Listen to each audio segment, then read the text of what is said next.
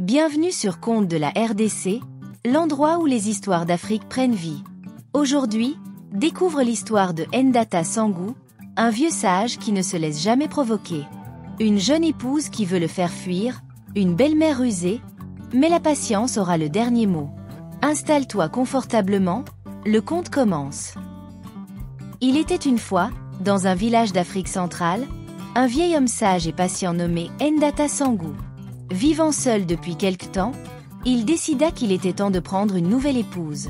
Un jour, il se rendit dans une famille voisine et frappa à la porte. « Bonjour, je viens humblement demander la main de votre fille. » Le père, curieux mais bienveillant, lui demanda « Laquelle de mes filles ?» Avant même qu'il puisse répondre, la mère surgit furieuse. « Quoi ? Toi, vieux comme tu veux épouser ma fille ?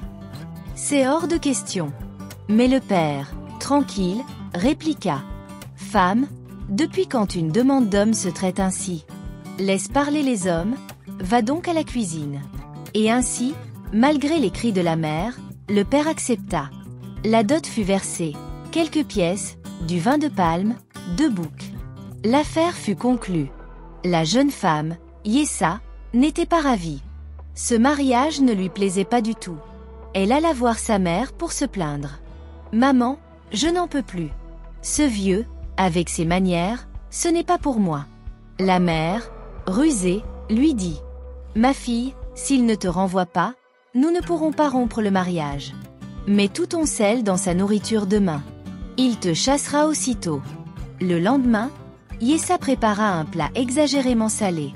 Mais à peine Ndata Sangou y goûta, il l'appela avec le sourire. « Ma femme, tu penses toujours à moi. Ce sel, c'est exactement ce qu'il faut pour me réveiller l'appétit. Tu es une cuisinière hors pair. » Yessa rentra en colère chez sa mère. « Maman, ça n'a pas marché. Il a dit que c'était délicieux. »« D'accord, » répondit la mère. « Demain, tu mettras du piment, beaucoup de piment. Il ne tiendra pas une minute de plus. » Le jour suivant, le vieux mangea son plat, suant à grosses gouttes. Puis il leva la tête et dit calmement. « Ces piments sont parfaits. » Ma toux s'est calmée d'un coup. « Tu lis dans mes pensées, ma femme. » Furieuse, Yessa repartit une fois de plus se plaindre. « Il aime tout, même ce que je prépare pour le faire fuir. » La mère réfléchit puis dit. « Cette fois, tu vas prendre de l'huile, et tu en mettras partout. Sur ses vêtements, les draps, les meubles, les murs, il en aura marre. » Et c'est ce qu'elle fit. Mais quand Ndata Sangou rentra à la maison, il observa, sentit l'odeur, et dit joyeusement. « Quel accueil chaleureux! Cette huile va faire fuir toutes les punaises et moustiques de la maison. Tu es une femme intelligente.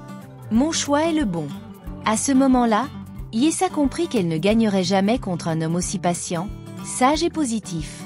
Elle décida de rester. Morale de l'histoire. Dans la vie, la patience et la bienveillance sont plus fortes que la ruse ou la colère. Ndata Sangou ne s'est jamais emporté. Il a répondu au mépris par la gentillesse. Et c'est ainsi qu'il a gagné non seulement le respect, mais aussi l'amour. Et voilà comment Ndata Sangou a conquis le cœur de sa femme, sans jamais se fâcher. Ce conte nous rappelle qu'on ne répond pas toujours au feu par le feu. Parfois, un simple sourire suffit à désarmer. Dis-nous en commentaire. Toi, tu aurais réagi comme lui ?